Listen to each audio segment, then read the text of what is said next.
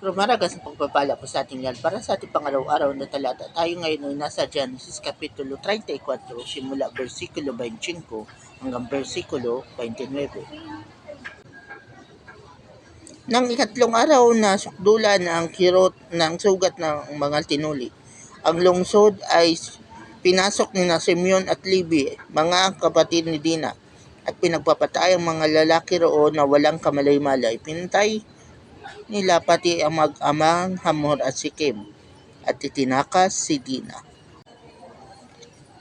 Ang mga sugatan na may inutas ng ibang kapatid ni Jacob, ibang anak ni Jacob, at pagkatapos sinamsam nila ang anumang mahalagang ari-arian doon. Ginawa nila ito dahil sa nalugsong puri ng kanilang kapatid. Sinamsam nila pati mga kaman ng mga bakahan, mga asno at lahat ng bagay na maging sa bayan at sa bukid.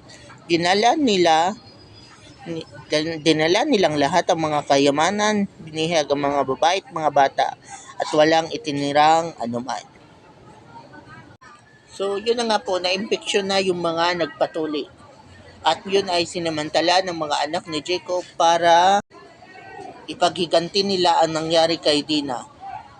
Kaya pinagpapatay nila yung mga kalalakihan.